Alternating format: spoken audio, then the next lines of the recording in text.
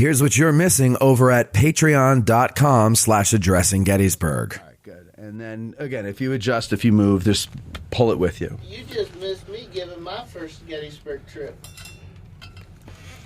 What? There is no photos of my first Gettysburg in existence because there was none taken. What's existence? Oh, existence. What? Oh, you mean the first time you came to Gettysburg? Gotcha. Well, they didn't have pictures back then, right? Oh, real funny. Back in those days. No, I was on a go-kart racing trip.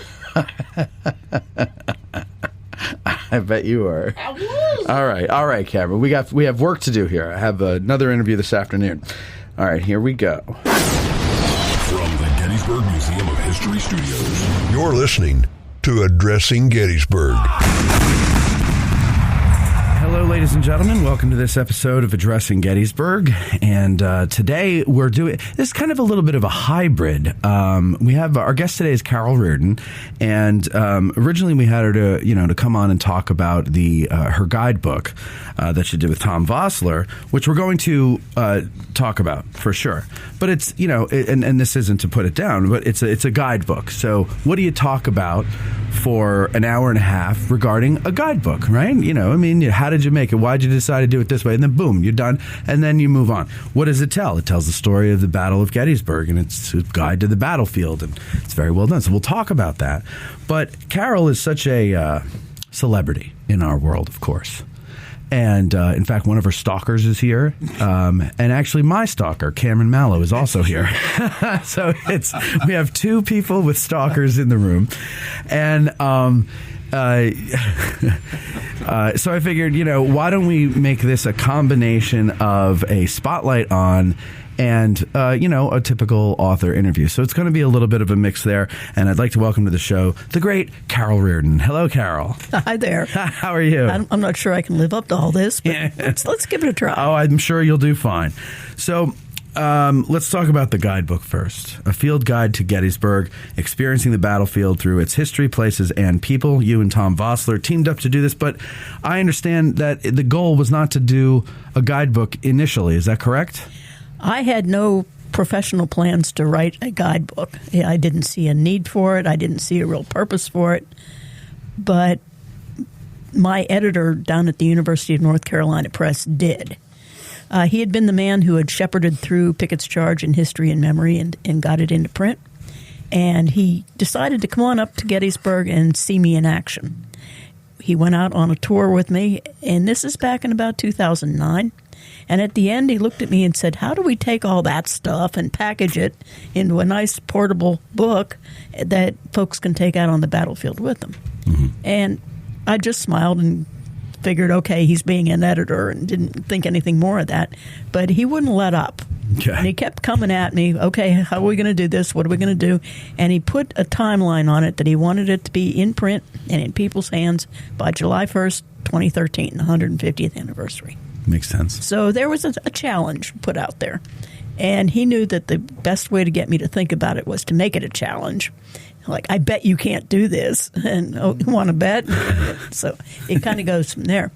But I didn't really want to do it all by myself because I saw the potential here for something other than just a regular old field guide. Mm-hmm. There are plenty of them out there.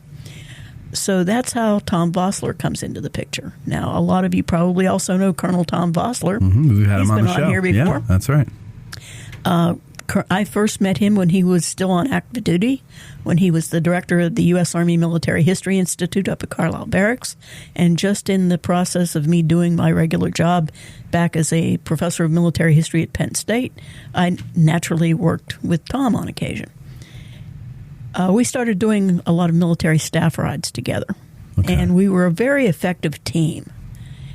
And I saw the utility in taking his eyes, the eyes of a 30-year career infantry officer, and take his military eyes, combine it with my writing and research skills, and produce something that could be downright cool. Yeah. And so we decided that we would test our friendship that way, and it worked. Yeah.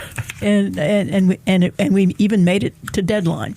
What we were not able to do was to meet the length restriction that they put us under. Okay. When we first turned in the manuscript for this field guide, they went, "We love it. This is great. This is wonderful. This is fantastic. Now cut it 30%." Yeah. Okay, hand me the knife. Let me commit suicide right now. Yeah. How do you do that? Yeah. Well, sometimes books are too long. Sure. And sometimes you can really sharpen what it is you're trying to say by going at it with that very sharpened editorial pen, and we made it shorter. They came back 2 years later and said, "This is really good. Want to make it bigger?" Fortunately, we had saved the cuts. We were able to add a couple of new stops, and so I think I was right all along. So there. Yeah, right. Yeah, some people, I know, like even in podcasting, for a while, the school of thought was they have to be digestible for a commute, half hour at the most. And I always thought that was malarkey, because I always said, no, if you're good, they'll listen as long as you give them, I mean, not 5 hours, but, hour and a half. If it's good and you have a good guest and you have a good conversation with the guest, they'll listen.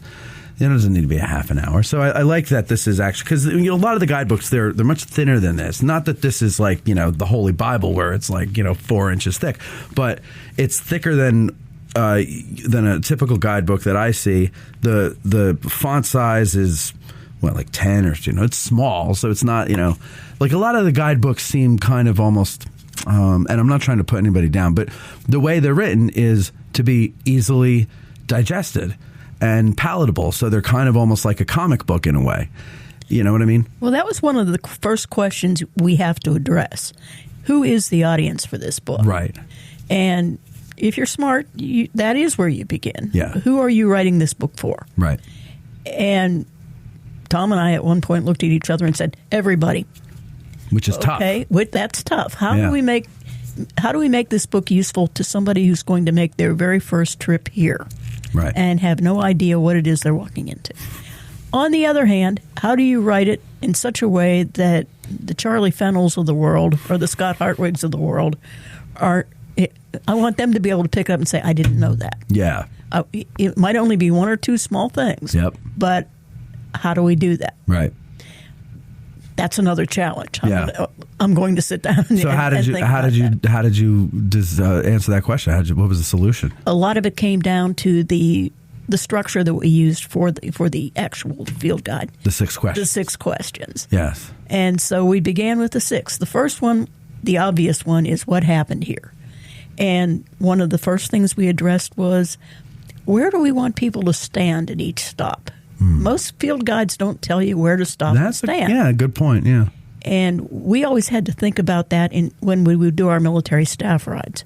If we are starting off with a discussion of General Buford, do we want them standing by his monument? Do we want them standing somewhere else? It depends on what lesson you're trying to teach. It depends on a lot of different things. Sight lines, anything like that.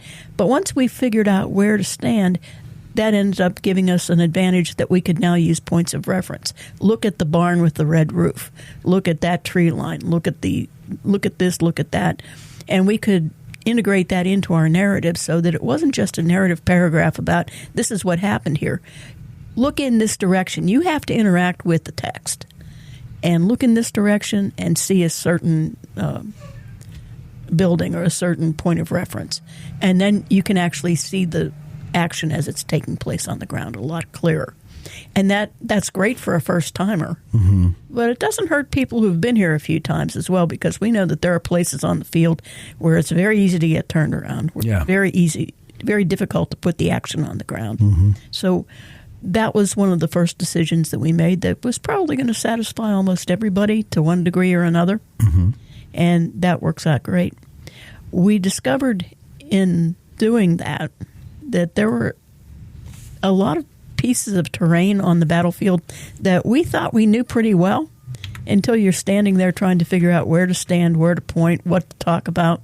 And there's no real like landmark to point to. Yeah, because of either the modern growth of trees or the height of the trees, and we had to think seasonally as well. What happens, and a lot of us ran into this last year when without access to Little Round Top, and you're trying to talk about July 2nd, but there's corn growing in a lot of the fields, and you can't see much of anything. Yeah.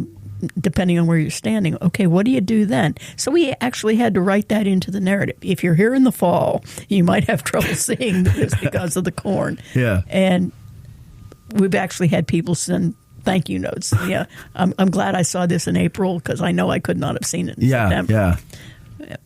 I almost feel like if they do another print of these, they should rename it to a practical field guide, because I mean that's something that most guides, field guides, don't have in there. Things like that are very practical about seasons and how things are different. I noticed the pictures in here of some, not all, of the different parts of the battlefield seem to be in fall or winter, where you have a better field of view because there's no leaves on the trees, there's no crops in the field.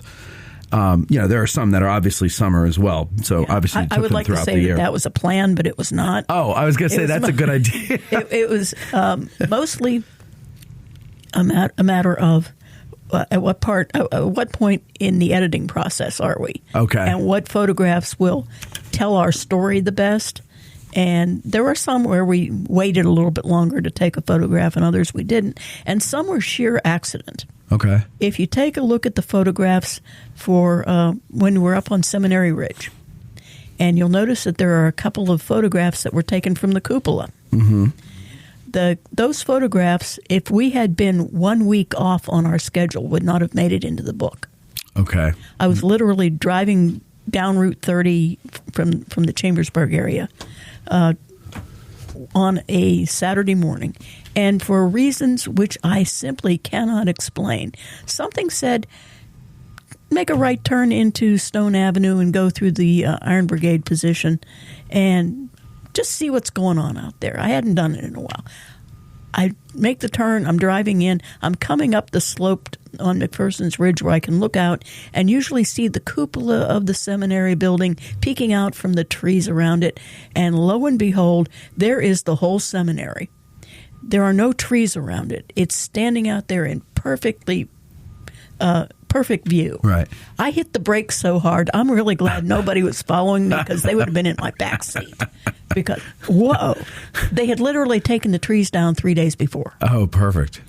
And so I got in touch with a friend and said, can you get us up into the cupola? And the very next morning, Tom and I are up there with the cameras taking those photographs. Nice, okay. If we'd been doing this a week earlier, we couldn't have seen much of anything because the trees were up there. Yeah. We took the picture 3 days before going to press. Okay. Wow. We got it. We sent it in. We got it in there. It's in there right now. Thank God for computers and the internet, right? Oh, yeah. It's an amazing thing. But, so, I'd like to say, of course, this was all planned very carefully. No, it was not. Situational coincidences work really, really well sometimes, and this was one of them. Sometimes that's the best, like no matter what you're doing, if it's movie making or anything, sometimes that makes the most memorable thing in the work. And you couldn't have planned for it because it was a last minute opportunity. A good example of that is in the movie Gettysburg when Martin Sheen's riding through the Confederates and they're yelling, Lee, Lee, Lee. That was a real moment. Mm-hmm. And it was just spontaneous and they decided to roll the cameras. Then it never was planned, to do that scene.